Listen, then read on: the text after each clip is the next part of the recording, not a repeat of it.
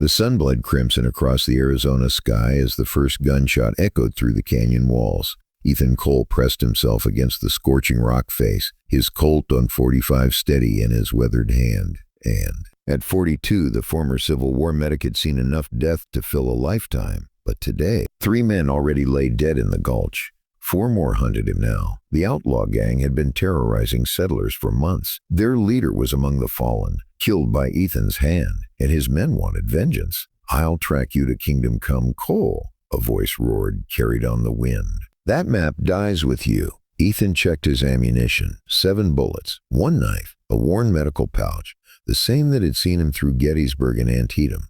He'd survived worse odds. As dusk fell, he found shelter between 2 boulders, the map tucked inside his shirt, a map leading to a gold mine worth enough to start wars or end them. It had to reach Fort Benson by sunrise, or settlers across the territory would pay the price. Then came a sound, a soft moan, faint but close. He followed it into a narrow crevice. There against the stone lay a young Apache woman. Her leg was grotesquely swollen, twin puncture marks glaring in the dim light. Rattlesnake bite. Death was already at her door. Recognition struck him. The beadwork on her dress, the ceremonial knife at her belt. She was Kia, daughter of Chief Red Hawk, whose influence kept peace across 3 territories. If she died, war would follow. Ethan hesitated. Help her, and he'd be found. Leave her, and hundreds would die. The choice made itself. "Easy now," he whispered, cutting through her buckskin legging with his Bowie knife. He bound a tourniquet above the wound and bent down, pressing his mouth to the bite.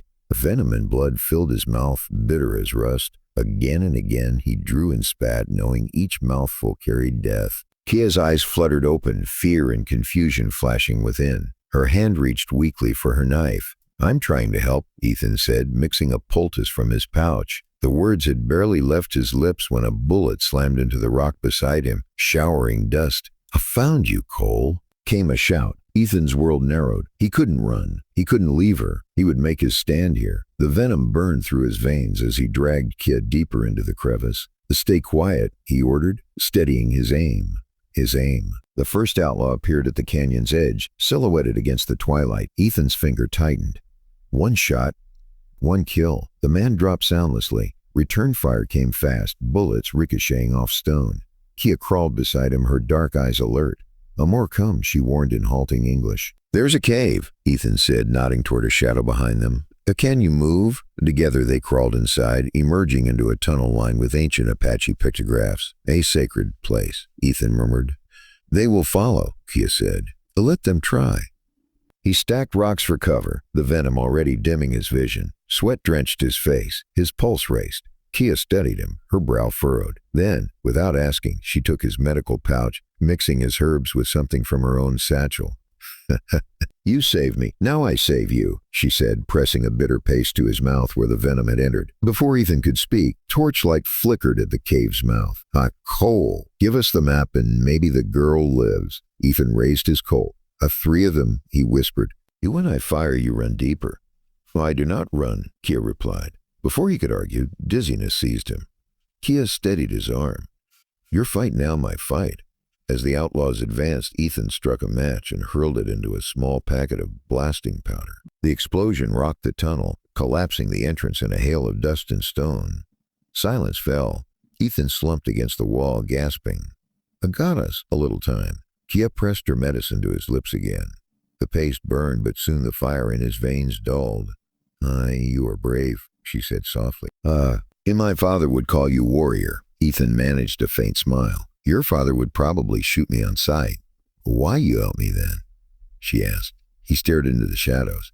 "Because I've seen too much death, and I know what Red Hawk means to peace." Hours passed. Ethan's fever raged, and in his delirium he spoke of the war, of soldiers slaughtering Apache families, of how he'd walked away from the army that day. Kia listened in silence, tending his wounds. By dawn, Ethan's strength returned. Kia's began to fail. The venom still lingered in her blood.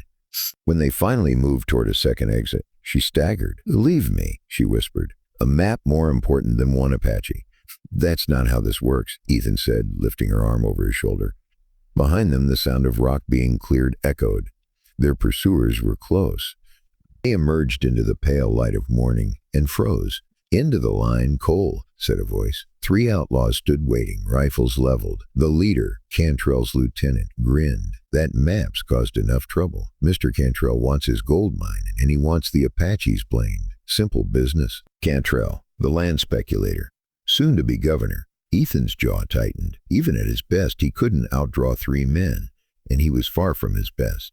Hand it over, Cole, and maybe we'll make it quick. Ethan took a slow step forward.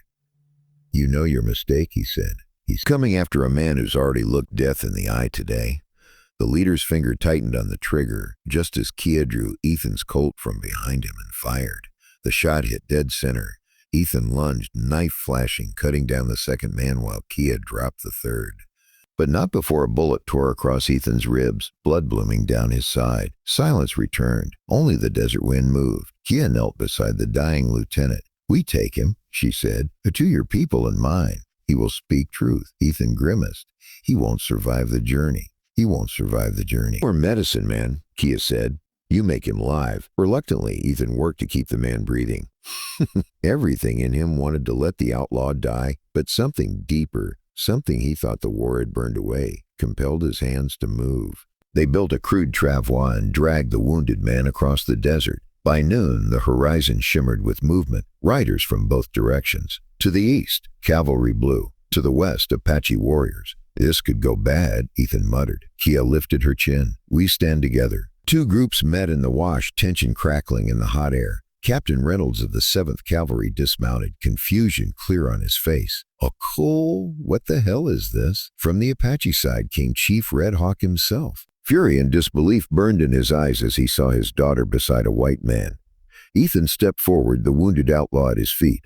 This man has something both sides need to hear, he said, about who's been raiding settlers. And why? Under the eyes of both armies, the dying outlaw confessed everything. Cantrell's plan to incite war, steal Apache land and claim the gold beneath it. His voice faltered, but the truth rang clear enough to shatter months of hatred.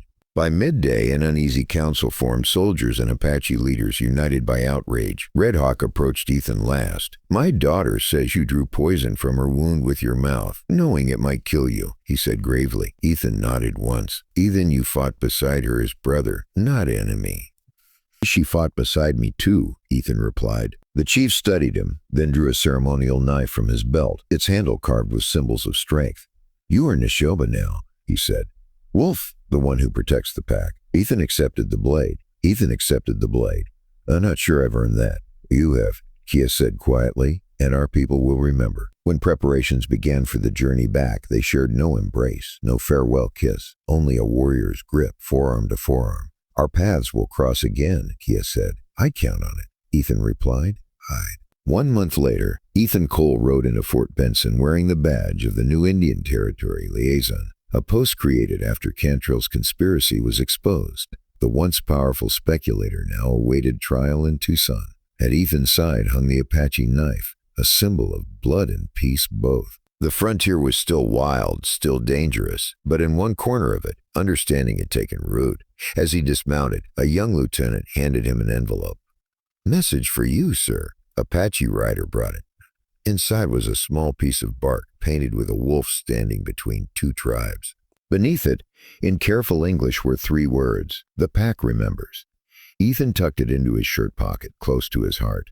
For the first time in years, he allowed himself to believe in something more than survival. The horizon glowed gold under the afternoon sun. Not just another battlefield waiting to happen, but a promise. Yet beyond that horizon, darker forces stirred.